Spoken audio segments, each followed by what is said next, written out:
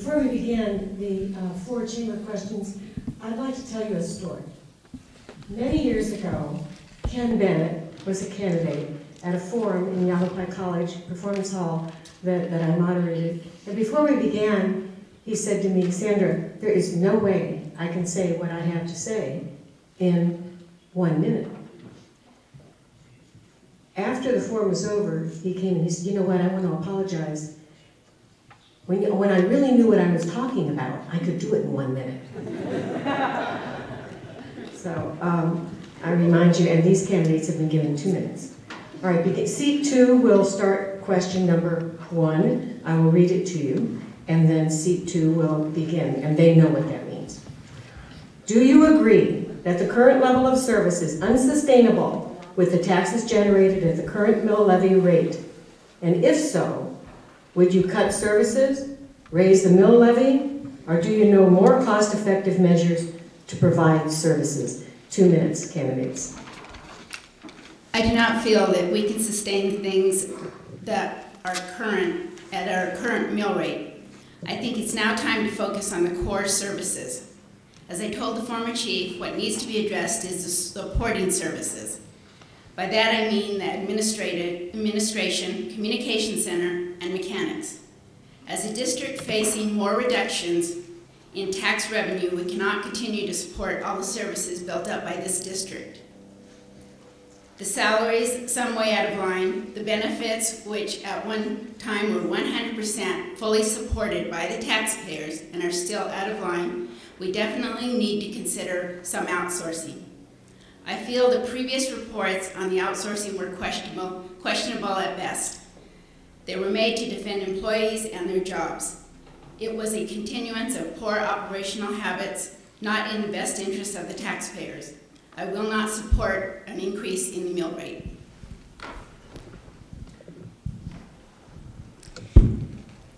This is a very important question, and one I think that is on everyone's mind.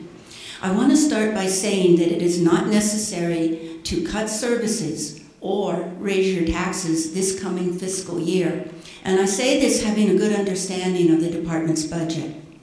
One option for this coming year is to keep the mill rate exactly the same and use some of the reserves to maintain all our services.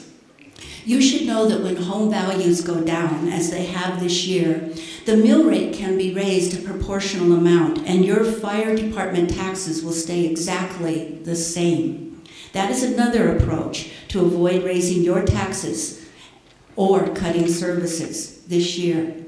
We can find some ways to make cuts in spending. One obvious way is to not conduct an expensive audit like the current recalled board members have done. That will save us $200,000 in this coming year's budget. We can also save money by using our lawyers more carefully, unlike our current recalled board members who have accrued an outrageous $140,000 in legal fees in just the past 14 months. The department is also looking into ways to save money by talking with Cottonwood and Verde Valley about merging some aspects of our dispatch service. The department's also looking into creating a small reserve force that can cut back in overtime cost. So I want to tell you, we do not need to raise your taxes this year, regardless of what you hear from my opponents. I stand strongly for fiscal responsibility and will watch out for your tax dollars as well as your safety.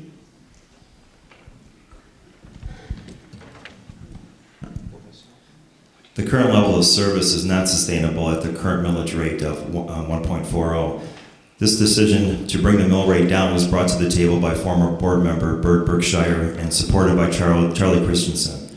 Substantial cuts in the operating budget have been made over the past 2 to 3 years by SFD staff. This includes eliminating 9 positions. In addition, there were wage freezes, dramatic overtime cuts due to staffing reorganization.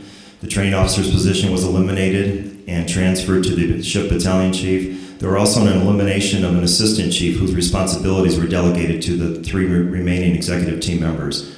In addition, 12 vehicles were sold and not replaced. Employees' health care benefits now require contributions by the employees.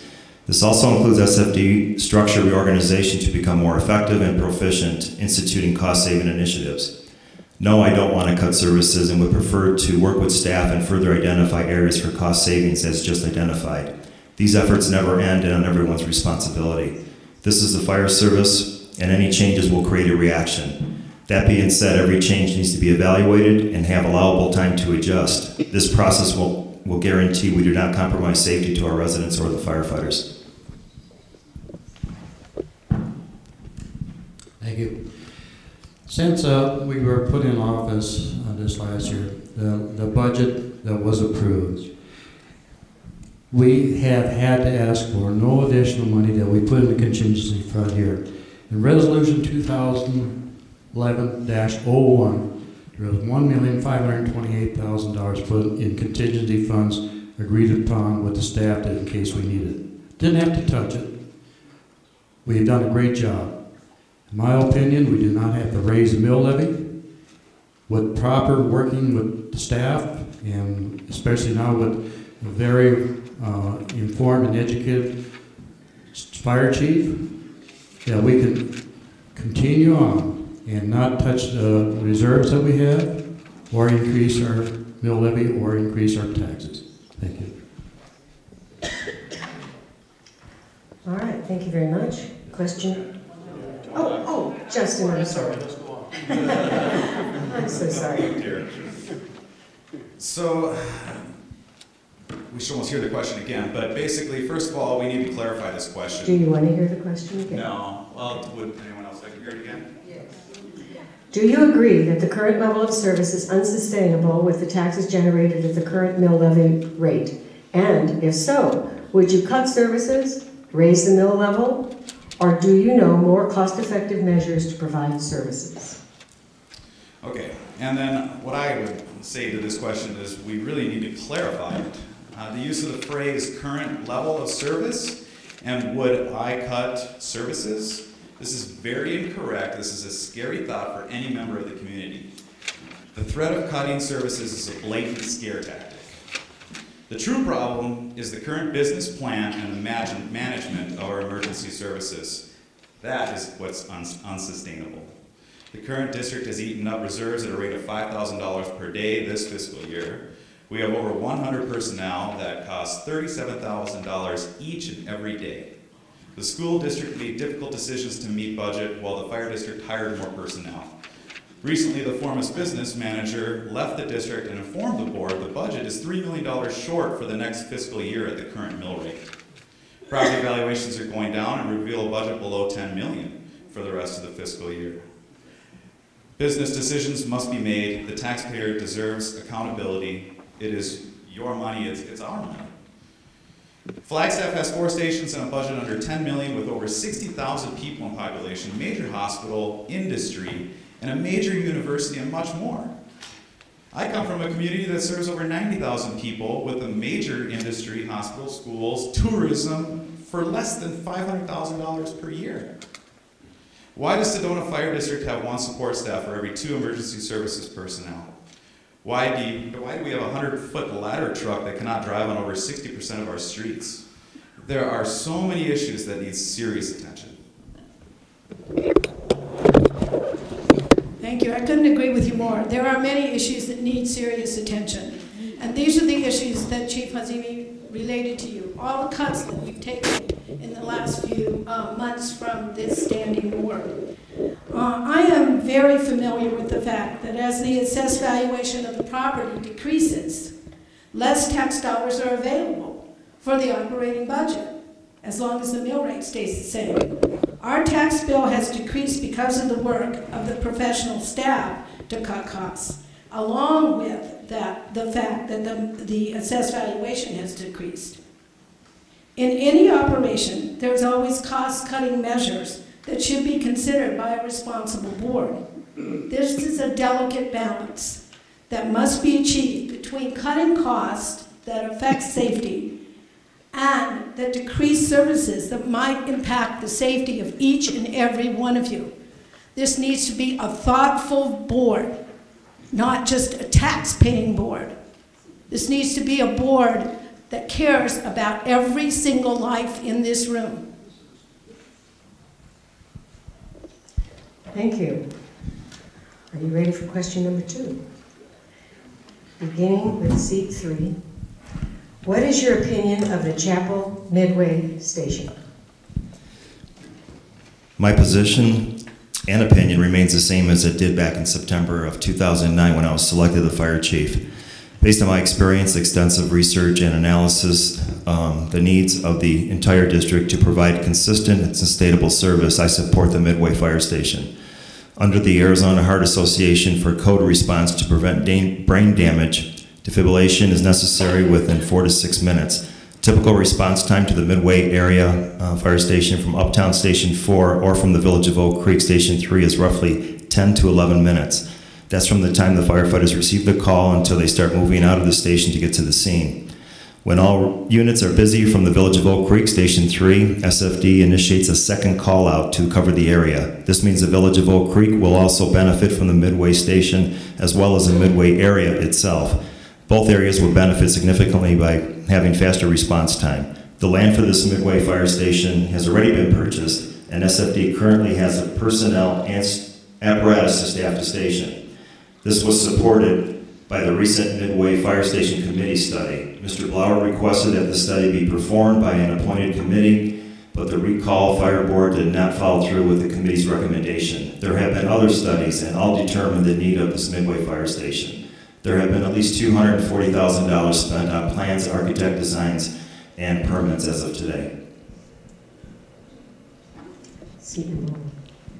Yes, I feel on the Midway Station or Chapel Station, whatever the title it has, that we should hold our opinion to our new fire chief has a chance to assess the situation we have at the time. And we've had a lot of difference in opinions or times given us in response time. And I'm not in a position here to say this is right or this is wrong. But I feel that we have a new chief here. What we need here, I think you'll bring to us what we will have to have here for the health, safety, and welfare of the people in this area. We started off with a $3.2 million, 9,300 square foot building. It became completely out of hand as far as the cost of that building. It was last time reduced to 6,000 plus feet and reduced the cost approximately to 1.5. I had put into last year's budget $600,000 for that. We found that we could very easily build a building to meet the needs of the safety of this community. So I do defer my judgment to the new fire chief and him working with the board. Thank you.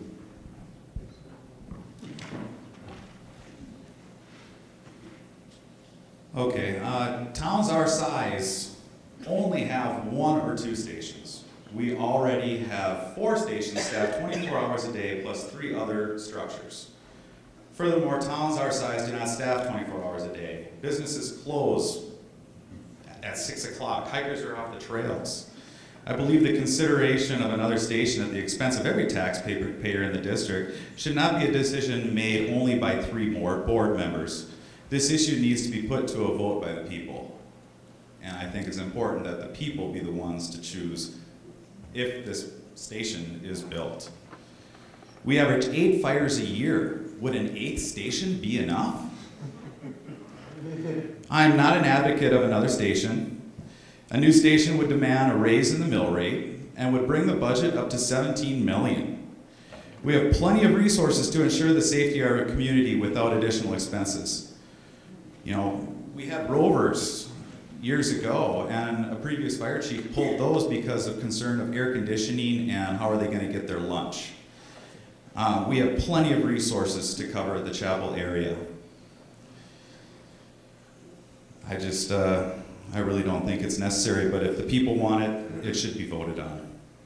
You know, I mean, we're running it at budgets of 12 to 13 million right now, and we can't keep spending that at the current valuations in mill rate. So I'm afraid that the mill rate will be raised, and you will see spending exceed. It'll cost $3 million to build another station, and you've been told overhead won't cost much, but to staff it and utilities, it'll be close to $2 million per year on top of what we already have in place. This election is not about whether to build or not build a Midway station. The election is about whom will make such decisions that are important like this, and those people will be elected by the people. In the past, there have been committee after committee that has spoken to this issue. These response times are not made up. These are figures that are kept. These are valid figures. The recommended national average for response time is 4 to 6 minutes. Our response time averages has been as high as 8 to 10 minutes. Do you want to be the one in your house with your loved one waiting 10 minutes when Chief Azimi just informed us that nationally we know your loved one will not make it? Is that the choice? A Midway station's only a part of the answer about providing safety. And I'd like to say there's been many options. It will not be $3 million. It is going to use staff that is currently employed, just moving them from a different station. And the most important thing is when assistance is dispatched in one area and another area is left uncovered, do you want it to be your area that's uncovered? This is about safety of the entire 160 square miles of this precious town. I ask you to think about this carefully.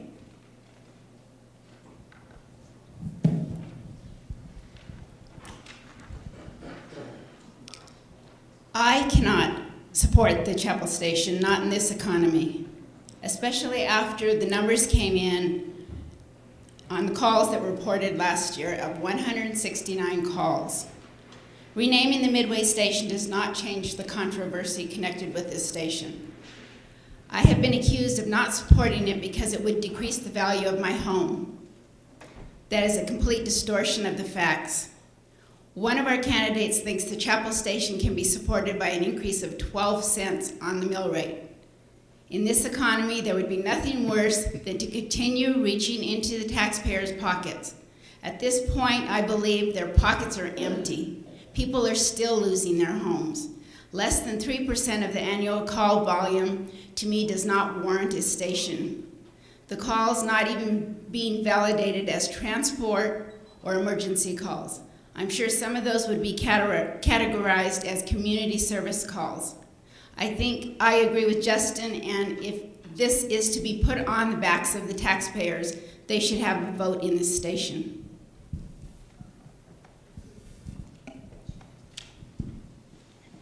This is the issue regarding the Midway station. We have some very large gaps in coverage in our fire district because of its extensive size of over 168 square miles. The area of most concern is the mid-Highway 179 corridor, halfway between the village and uptown. This area has 5 subdivisions, 200 homes, plus 3 large churches, we're sitting in one, and Poco Diablo Resort. And currently, this area has an average response time of over 10 minutes, which means a person with a severe medical emergency may die before help arrives. What you may not know is that those of you who live in the village or uptown, when there's a call in the Midway area, your fire engine and your ambulance go to respond to that call, and that leaves you vulnerable.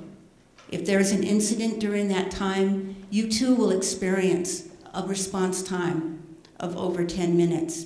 So we really have a system-wide problem that is best addressed by building a station in the area, the Midway area, and I'm in strong favor of the station being built. But with some changes from its original conception, I would like to see a reduction from a 3-bay station to a 2-bay with a smaller profile, smaller footprint, and of course, smaller cost. It can be done for half the cost that was originally conceived. And in terms of funding, the most appropriate option right now is to finance the project over 20 years because we have historically low interest rates, and we could use the down payment from our reserve funds. This would cost the average household less than $4 a year. That's the price of a latte. My opponents say that we cannot afford to build this station. I say we cannot afford to not build it. Thank you. Moving on to question 3, prepared by the chamber. By the way, did I tell you that the... No, he spoke. That's okay. I appreciate any help I can get. The third question, just moving on. Do you think the Sedona Fire District should play a role in the community? And if so, how do you think the district could engage and support the business community and vice versa? Seat 1. Thank you. Absolutely, SFD and the Sedona community are one in the same. But the relationship has to be built upon trust. It is unfair to ask this community to feel safe in a relationship riddled with scare tactics, horrible miscalculations, and what ifs. Both organizations are here for the support and betterment of each other. They need to remain equal on the playing ground. And also, there was a scare last year on the ICO as far as we're losing our rating. That's so untrue. We actually had a better rating when we had a volunteer for a lot of our Sedona. So I am just saying at this time, we need to work together. Thank you.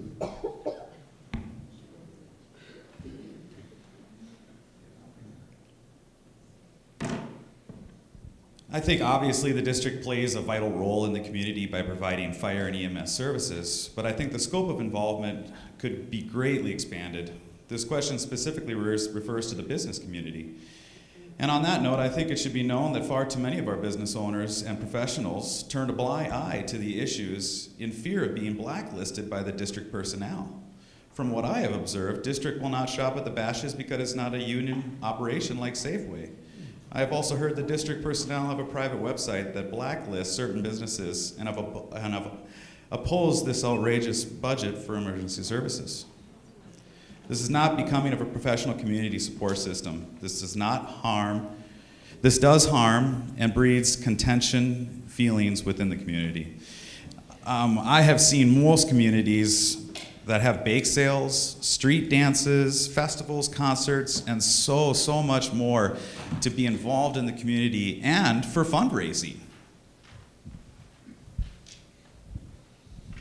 Yes, I do believe that the SFD should play a role in the community, but you know, they already do. They are here all the time for us. In addition, they provide businesses and citizens such things as fire inspections, CPR classes, first aid, defibrillator trainings, fire code enforcement, community education, fire investigations. The Sedona firefighters have a firefighters charity organization that provides service to the community. This business could become involved with this charity organization. The problem is that what we hear, as I heard today from the agenda tomorrow at the board meeting, was these words. Right in the agenda, references to felonies, lawsuits, false arrest, settlements, investigations, audits of board members. All of this rhetoric is really disgraceful. And it doesn't build the idea of being a team in the community. This board has been riddled with these kinds of issues. And that is why there's discord among us. We need a board that acts responsibly, participates with the firefighters as well as the community. We need a board who makes responsible decisions.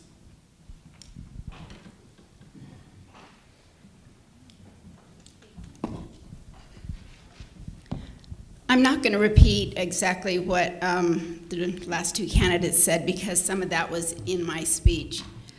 But I will, I think, want to go ahead and respond to Ms. Schoen talking about the board agenda. The board agenda is what it is because of issues that this board has not been informed on. We have to bring up matters, unfortunately, that the board is not informed and information is kept from them. That's why the agenda looks the way it does. If this had been a board member that had committed these felonies, a board member that had committed these crimes, it would have been front page on the Red Rock News. We see none of that when it comes to our district employees. This information needs to get out to the public, both of the board and the employees, not just the employees.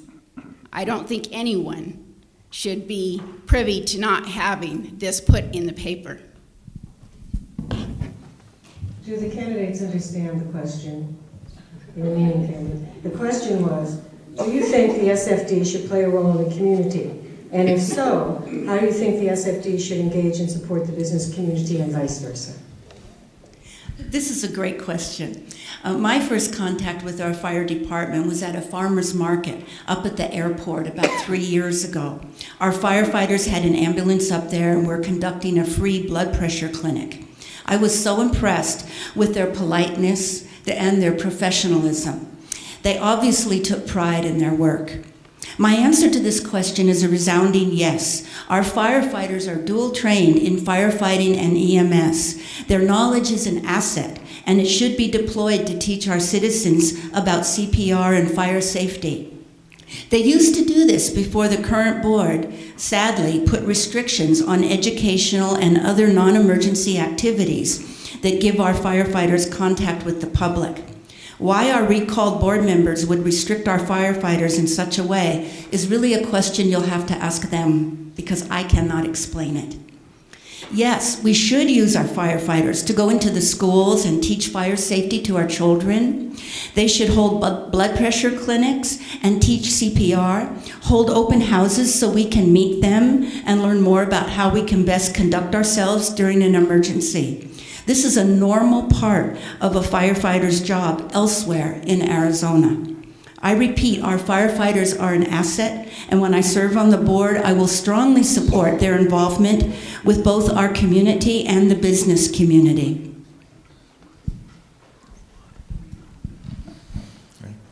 Yes, I absolutely agree that public relations is critical. SFD currently engages with the community, business owners, and visitors. They consistently educate the community on safety related to wildland fires, including defensible space around homes and businesses, smoke detector service and placement, fire safety and prevention, automatic electrical defibrillator programs, which are located throughout the district and they maintain them. The school fire prevention programs. SFD also supports special events. Some examples are Relay for Life, the Sedona Marathon, parades, Halloween in Uptown, and the list goes on. Additional ways that SFD could better engage and support the business community would be by working with the homeowners associations, social clubs, and business associations, including the Chamber of Commerce, and creating partnerships to enhance fire prevention and overall public safety. Awareness is critical for prevention, and it is the fire district's responsibility to provide it and the fire board's responsibility to support it. Trust is what this is all about. Informing our community creates that trust. And then with that, we become of one community for this common goal of safety and educating our young people, our families. The list goes on with what we can do with this at no cost. We already have the firefighters, we already have the expertise. We should allow them to come out to the community, come out to the homeowners and visit and talk and educate. It's all about prevention and keeping us safe. Thank you. All right, question number 4. What is your opinion of McClandry audit's 4 recommendations? Which would you support? Which would you oppose? Beginning with seat 2. I, like some of my opponents, do not see the waste of dollars on the McClandry audit. When recommendations could save us approximately $2 million, that's exactly what's needed now. When Sedona is I agree with the dispatch center on reviewing the necessity of it. I think we need a regional-based center. When Sedona is paying approximately $475,000 more than other districts based on incidents dispatched, it's time for Sedona to stop paying the bulk of the cost regarding the communication center to provide low-cost services to other districts and departments. They addressed modifying current medical coverage. This is what I fully agree with. Until the board addressed this issue, the taxpayers of Sedona were paying 100% of all medical insurance coverage for employees and their dependents. We were all paying to the tune, and we are still paying to the tune of $75,000 a month for medical only. Anywhere else, an employee is responsible for dependent coverage. Overall coverage needs to be reviewed and addressed. Reserve program, yes, I do support that. Other districts have found it to be to an advantage to share reservists. The new chief should be encouraged to look at a reserve program. This could also help reduce overtime. Then the reserves should be given priority in the hiring process when full-time positions open up. I will not address the sleep time issue. I would leave this to the discretion of the new fire chief.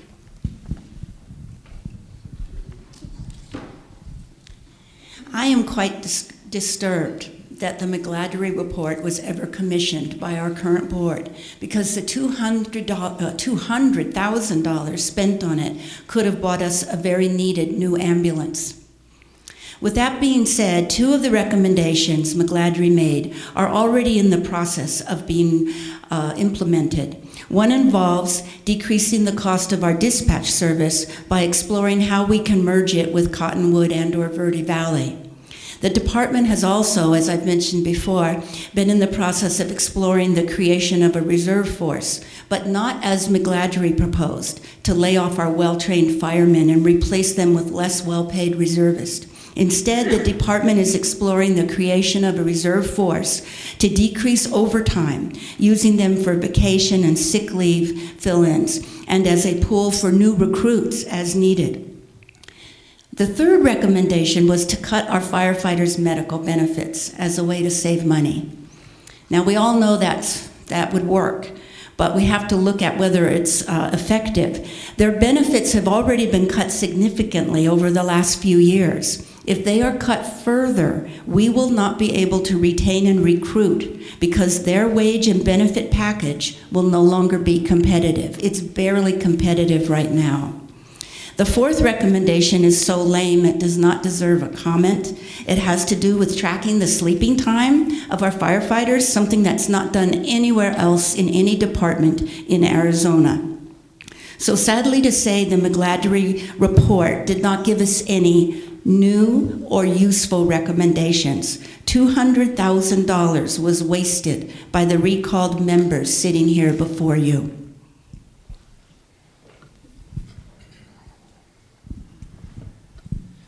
The outsourcing regional dispatch to Flagstaff is an incomplete study and does not include many areas to support the new system.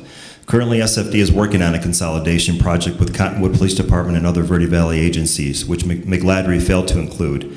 Making changes to SFD's current dispatch system cannot be accomplished by a simple transfer of service to another location or flipping of a switch. A new system would have to be built and tested just before shutting it down and building a new one.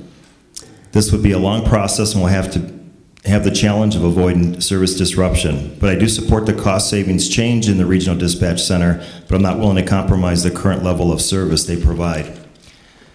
Medical insurance, wages and benefits must be evaluated as a package. I believe we do not want SFD to be the lowest fire district for wages and benefits. This would make it difficult to attract and retain skilled employees. We need to keep the benefits within reasons going with an ongoing cost analysis and comparison. McGladrey does not include, in regards to the reserve program, does not include the cost per person for training, equipment, turnout gear, etc. It also does not include the cost of a program coordinator or training officer, which McGladrey recommended of $120,000 annually to manage the reserve program and training. Tracking sleep time. McGladrey does not recommend how this can be tracked or managed and does not acknowledge that there is no other fire department or district in the state of Arizona that currently uses FSLA sleep time. I have 28 years of fire experience, and could not even imagine such a process or initiate such a request from the firefighters. Firefighters are available 24/7 and ready to respond to all hazards. They are challenged with every incident physically and mentally to protect our properties and our lives. To penalize them for resting is irrational.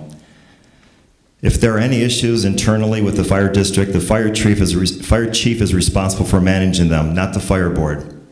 That is why we hire a fire chief, and not to hire a $190,000 audit.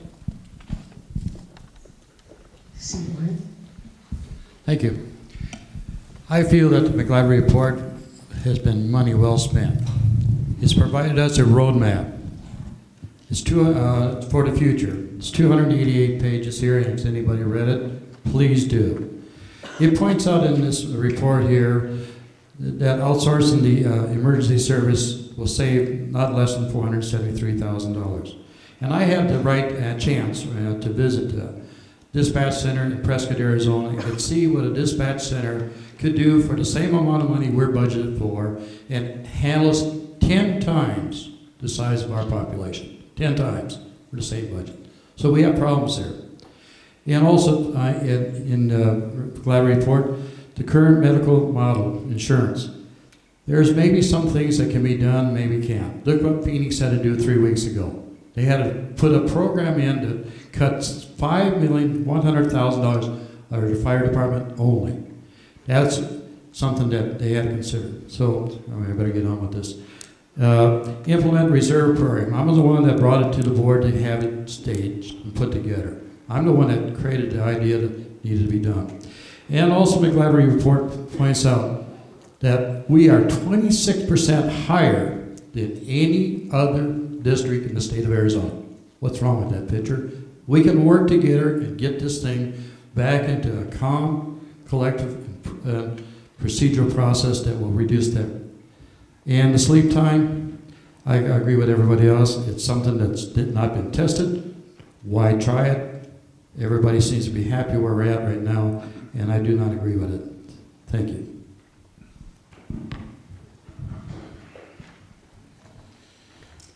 Well, first of all, we do need to get rid of the communication center. There are only 2 of these type of centers in the United States, and Sedona is one of them.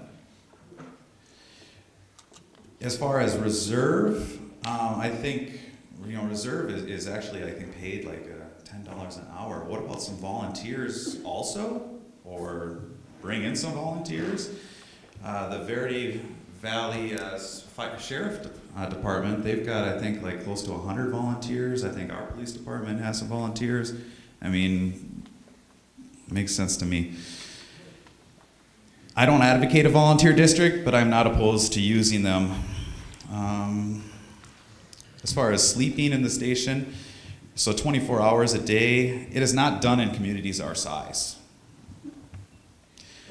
The audit is a cost-saving measure, and it looks at efficiency. If it saves us 10 times the investment, then obviously it is worth it. Phoenix just had a study done very similar to ours. And they're gonna save, I think, 1.4 million and can save, I think, up to like 5, if I remember reading it correctly. And if they have an audit, does that make them stupid too? They fishtailed on the ambulance privatization because it is a political hot button. I think it's a good, business idea to, look at the options and make the best decision. We can always say no, and it doesn't cost us anything to look into those kind of things. That's how I feel about it, I guess. The McGladrey audit was a blatant waste of your taxpayer money. It was $190,000 was spent to hear recommended ideas, and I won't go over all the 4 again to just tell you that, just quickly, that dispatch is being studied, reserve program is being studied, we know what can happen if we cut our benefits, and certainly no one agrees with the sleep time option. But every year by law, the district is automatically audited by the state. But you know what? This year we had to have 2 audits. We had the one required by the state, and then we had the one required by irresponsible recalled board members. They spent $190,000, as Corey pointed out, that could have bought a new ambulance. Our ambulance is in disrepair. It needs to be replaced. And this is not Phoenix. We all know we don't live in Phoenix. We live in a community that has special requirements. It's mountains, it's water, everything around it. The McGladrey audit stated, and I want to quote the audit, it said, "No irregularities, no wrongdoing, no excessive staffing or inappropriate shift schedules, absolutely no fraud or questionable accounting of finances, nothing controversial. The audit confirmed that ASFD is staffed adequately and responding appropriately to the needs of the community. You and I, as taxpayers, paid for this unnecessary, laborious exercise." Thank you. Candidates, we're now going to move into questions from the audience. May I remind you that your time limit now goes to 1 minute. And may I also invite you to take off your jackets if you have one on. It is extremely hot up there under these lights.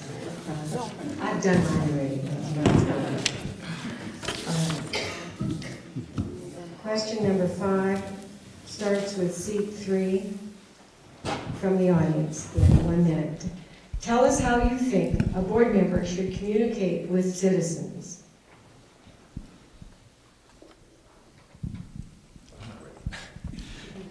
I think the board members should communicate with citizens in every way possible, whether it's through email, direct phone calls. One of the things that I find very effective is that if a board member is out in the community and a board member or a citizen has a concern with the fire district, they should have the right to pick up the phone and call the chief directly and says, here's your answer. That's how it works. It's quick, it's effective, and they're talking to the man at the top or a woman at the top. That's the way it works. Certainly at board meetings, they should have the opportunity to speak and be heard and be addressed and treated fairly. Again, it's about trust, and that's only going to get there one way, and that's by communication and developing that trust. Thank you. Seat number 1. Do you have the same question?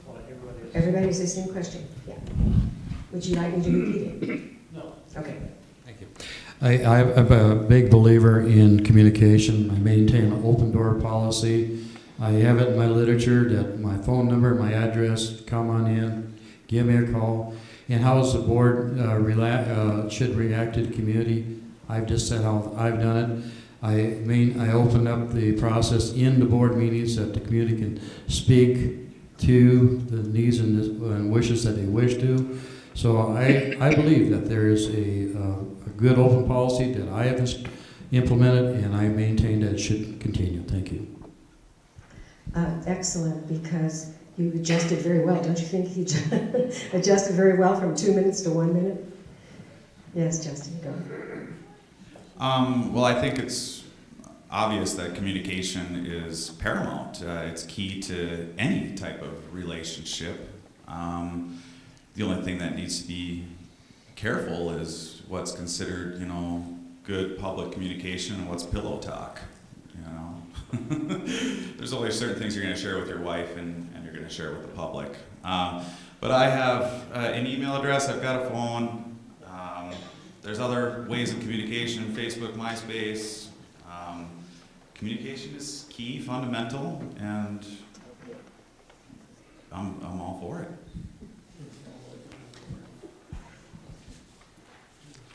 It's not just about communication, it's about listening. It's not what the board members say to the public. It's what the public has to say to the board members. Board members are elected by each and every one of you. We are represented. We represent all of you.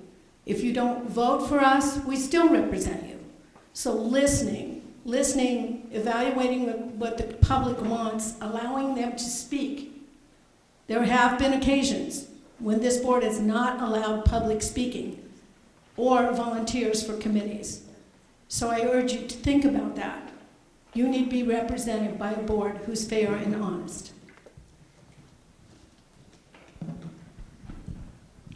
I'm all for communication. I'm all for open communication.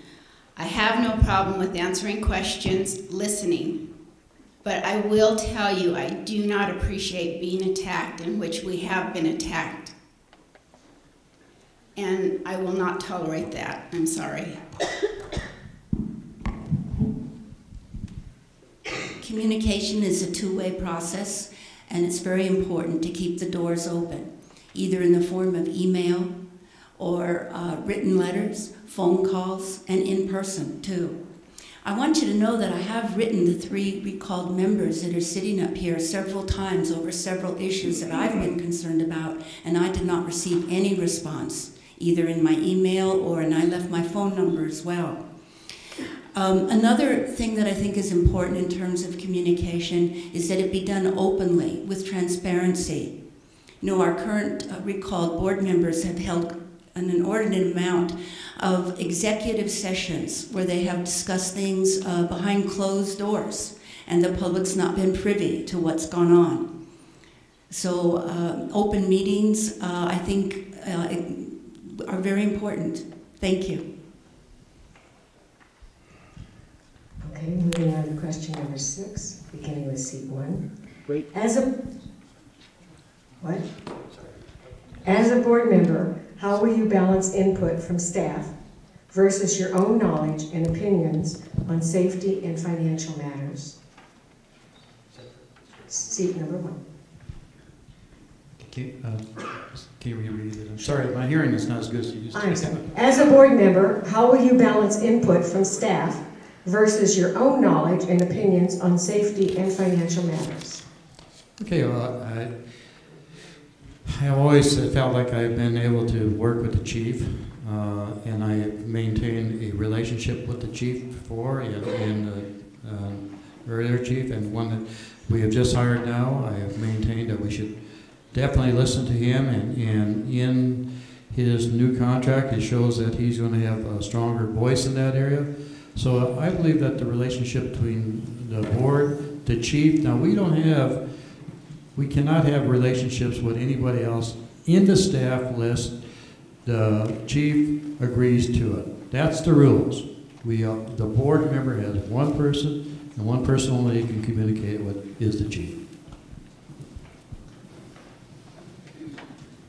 I think it's interesting, but input would be just that, is data, and what you hear from hearsay, what you hear directly from the chief, what the chief hears from his staff, and ultimately what the board is for everyone to communicate, calculate, observe the data, and make the best decision. Having served on a school board, I know very clearly the role of a board of directors. We are elected, or a board is elected, to represent the people.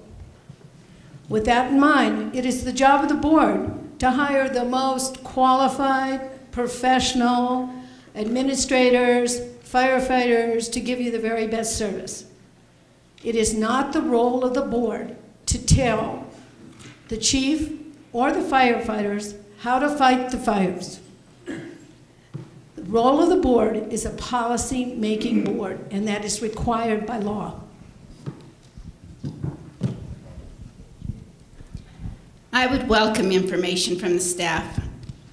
If there was a situation where I have no knowledge, I will ask to be taught, then make my decision.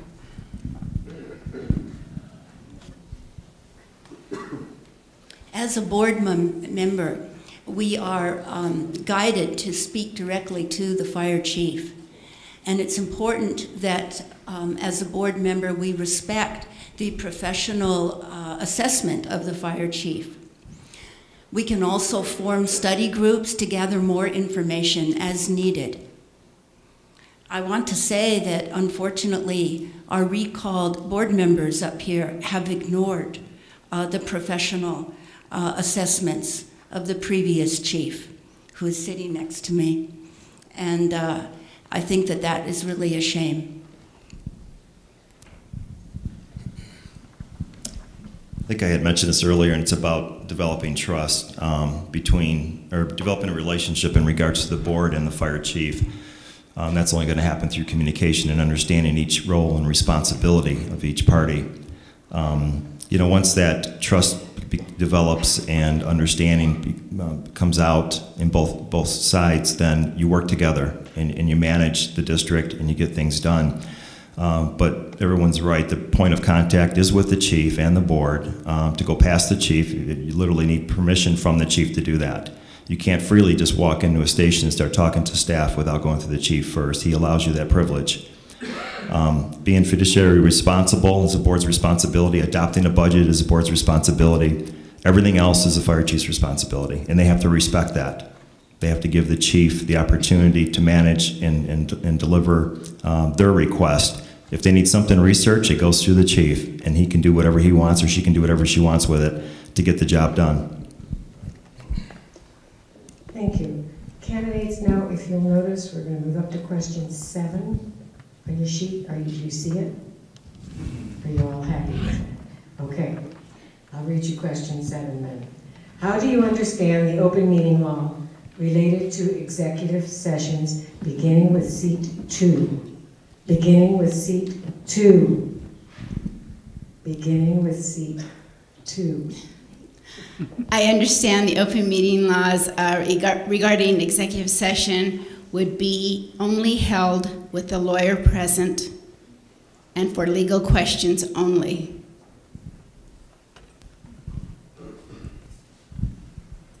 The open meeting laws require that that you only have, if you're a board member, that you only have contact with one other board member and never two at the same time. They also require that you don't poll to find out how your other board members might be voting. And in addition to that, really, there is an unspoken but sometimes spoken requirement that the only time to go into executive session is really if it's for a personnel matter.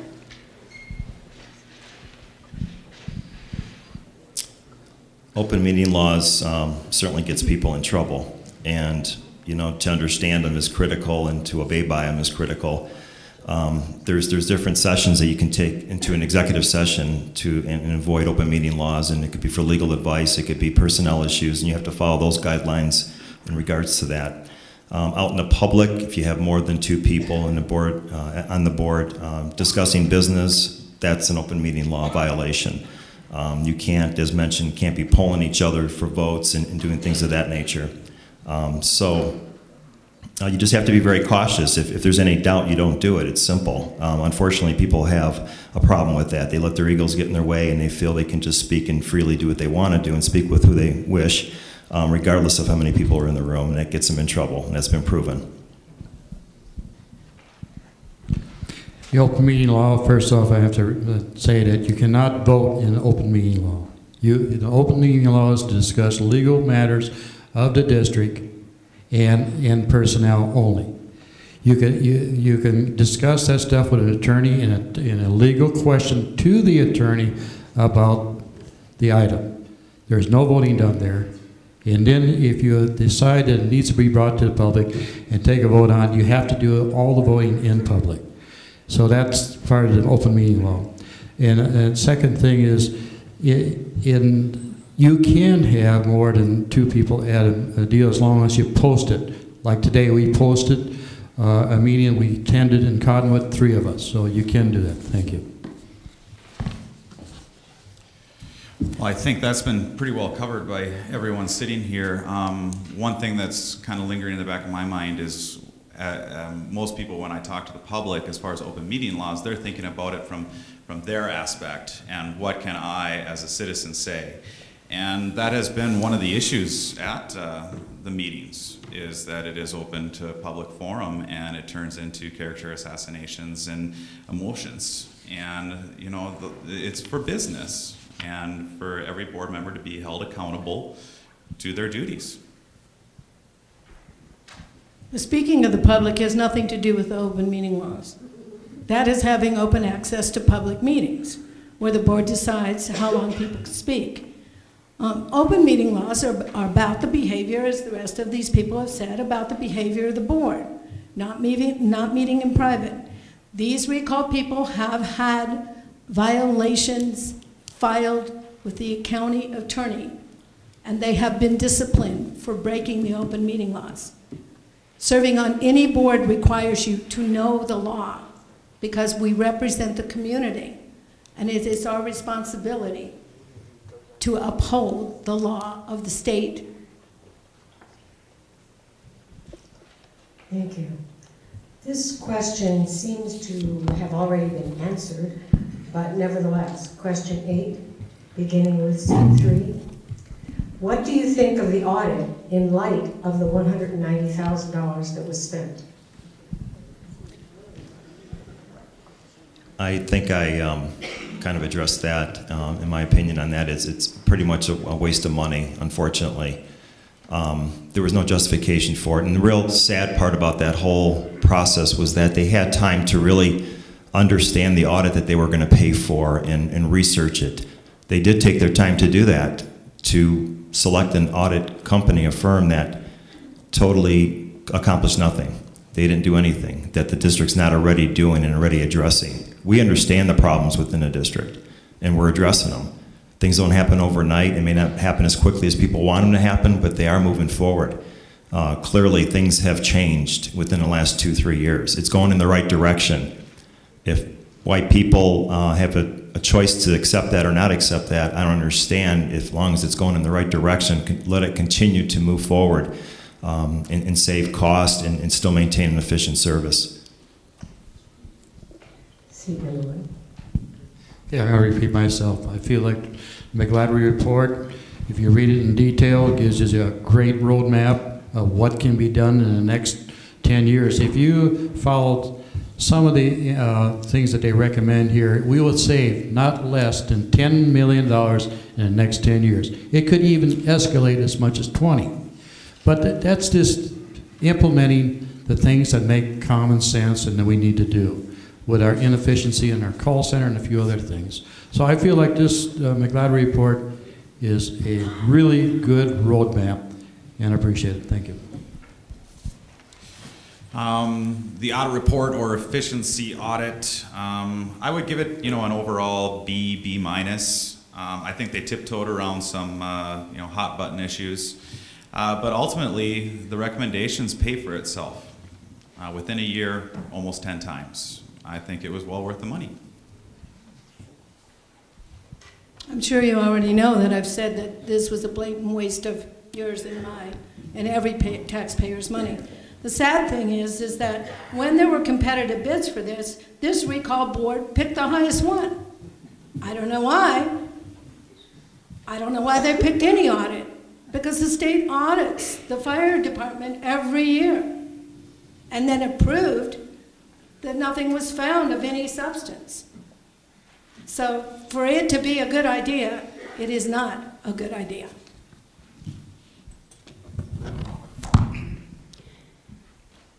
I will support this audit. I think that Ms. Schoen refers to the annual audit.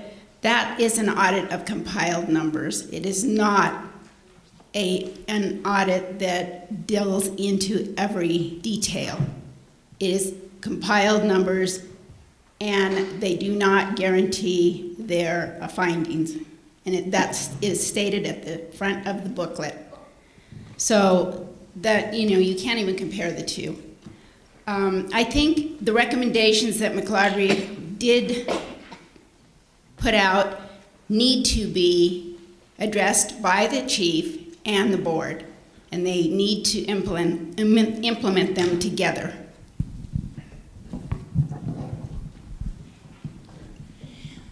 This audit was commissioned really out of fear by the current board members that fraud was taking place within the district.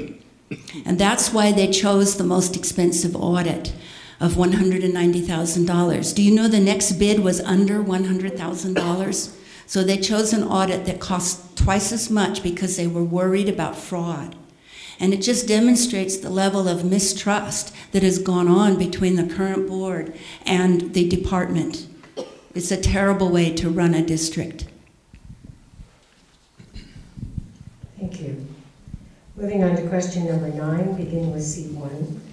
What is your opinion of using reserves to balance diminishing property tax collections? As we proved this last year in our budget that we put together, we put in monies that we was going to hold for a contingency fund, and we proved that we did not have to use it. So there's no need, in my opinion, as long as we return all those monies back to the reserves and stay on the same path we are, that we need to get into the reserves at all. Thank you. Can I hear that one more time, please? What is your opinion of using reserves to replace diminishing property tax collections? Okay, well, I think it's important to stay within budget and give the taxpayer their best value. But your reserves, it sounds like something I would have as far as a savings account. Things come up, you need a buffer. And ultimately, yeah, you'd want to replace that. I think having a little bit of a lifeline is a good thing.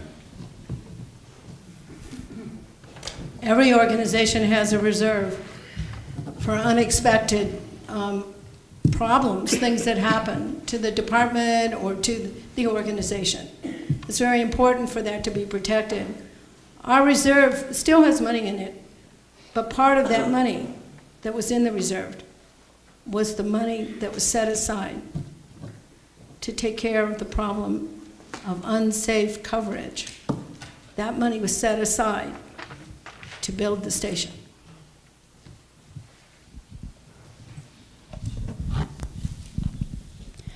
I think the reserves can be used only in absolute emergency situations. I think this is a rainy day fund where if we have a bad year with fires, we'll be able to rely on those funds. But I think it's necessary for this district to try to live within its means on what we're going to collect with tax reserves. This has not been done in the past. Nobody has come to the table with cuts on this budget. This board has demanded them, and that is why the budgets have been cut. It wasn't the district implementing those cuts.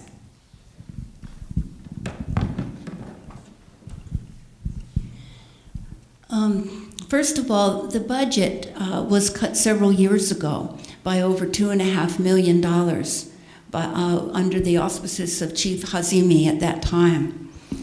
Right now, home valuations are still falling, especially because they're done 2 years in the arrears. So most of you who got your property tax valuation saw a decline. I'm hearing some of you, they stayed the same. I do think we could use some of the reserves to support the budget. I would rather see that than cutting back on services. And I think, hopefully, year by year, our valuations will come up and it will not be necessary to tap the reserves at all. I have to agree, reserves are reserves for the time of need. And, you know, the economy is where it is today, and it is the time of need.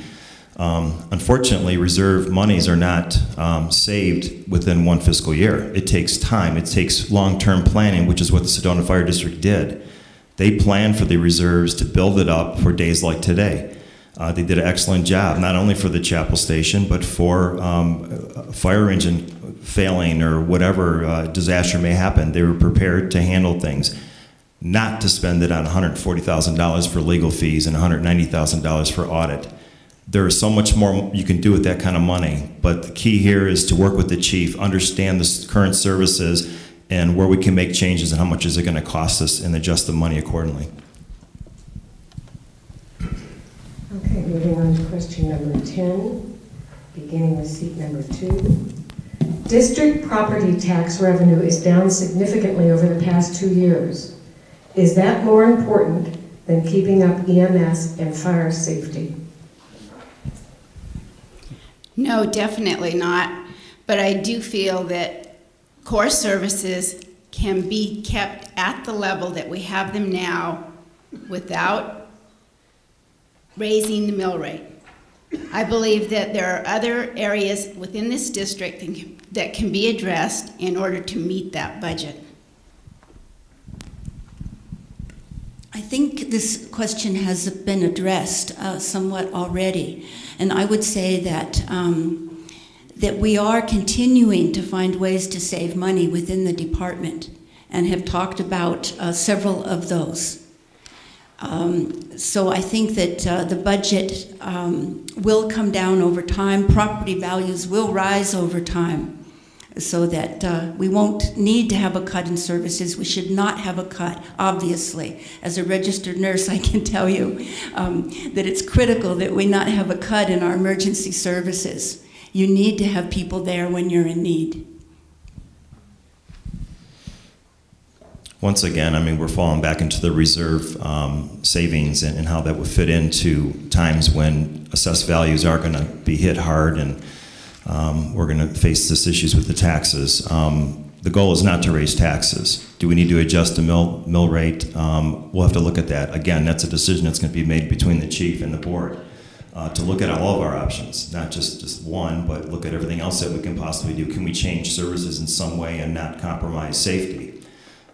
That's a tough balance. This is public safety. This is the fire service, and that's something you got to be very careful of. When you make a change, you got to be prepared for a reaction to that change. So you just can't flip a switch and expect things to be still falling down that same road of safety. When you start compromising equipment, personnel, and everything that goes along with that, something's going to give. So you have to be very, very cautious when you make changes. As you know, when I ran for office, I made a pledge that there wouldn't be no firemen or EMS reduced from our staff, which we have now. And it is really important that we sustain that, because it is the safety of everybody who live in this town here, and I witnessed it coming from nothing to what we have today. So I'm proud of where we're at, what needs to be done to maintain it. And the reserves, again, I'm repeating myself, they hadn't been touched this year, not one penny. I know where these other comments are coming from. And we have also not touched, again, I'm repeating myself, the contingency fund. Thank you. Okay, as I have stated earlier, and I also agree with Phyllis, but ultimately lower budget is not synonymous with adequate or more than adequate emergency services. A lower budget does not mean we need to cut services. The issue is good business and management and gaining the taxpayer the best value for each dollar.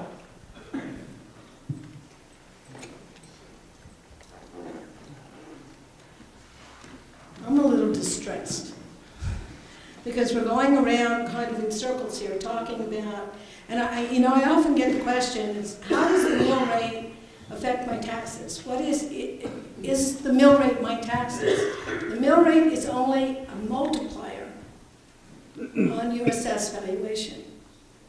So with your assessed valuations going down, the mill rate could be raised. Not to say I would vote for that, because I make no promises on what I would vote for without information from staff and the community.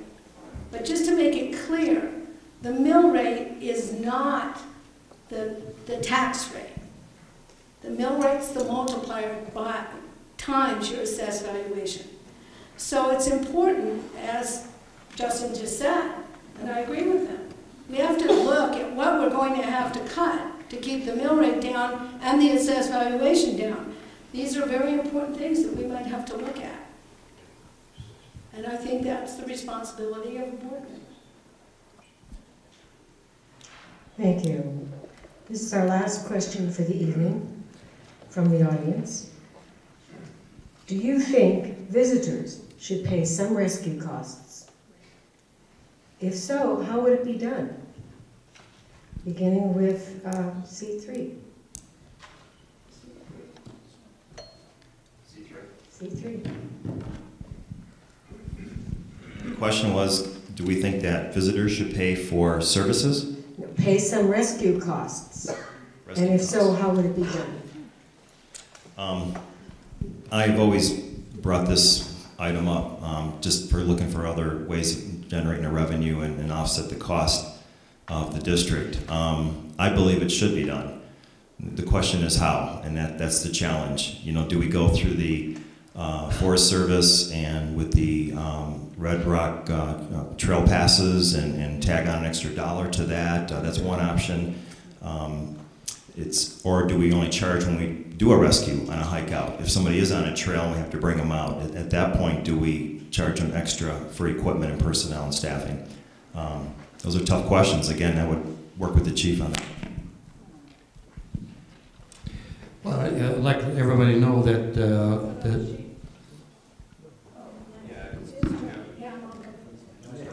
Yeah, sorry, I'm sorry. That's okay, the evening's almost over. That's what I'm a lot of time. Okay, we are, I just want to correct everything, we do bill for services today. We have probably, as you see in the McGladrey report here, we have probably the best collection personnel that you could have. We collect better than the average district or department in Arizona, from what I've been told. So we are billing our visitors for the mishaps that do happen to them or whatever has. And our collections are good. So I hope that answered the question. Okay, well, from my understanding of anywhere else, if you need an ambulance ride or emergency services of that nature, typically that's what health insurance is for, or if you don't have health insurance, then you're going to have to pay for the full ride. But anyone that rides needs to pay their portion. You know, your insurance is going to cover some, and you might have to pay some. Most people take payments. It's just the way the system works everywhere else that I understand. It is my understanding also that we do now bill people, and that we do have a good recovery rate on that billing. That was also my understanding. But I do think, yes, that cost should be fully passed on to the visitors, because they're the ones taking the risk. They're the ones putting risk on our firemen. You know, right now, we do bill anybody we rescue or attend to a medical emergency. We do bill their insurance, whether you're a resident or whether you're a visitor. We do not balance bill. That means if there's some residue, residents do not have to pay anything beyond what their insurance covers. But I think the question was really referring to the rescue and not the ambulance service, of when we have to bring in a helicopter and you know, go down a steep mountainside with ropes. And I think it's really a moral question, isn't it? Do we want to ask people who get themselves in trouble to pay for some of their rescue? I think that it's one that the department would need to look at very closely, because I don't know how the chamber would feel about that for our visitors. You know, we have a visitor economy, and we might want to treat them well.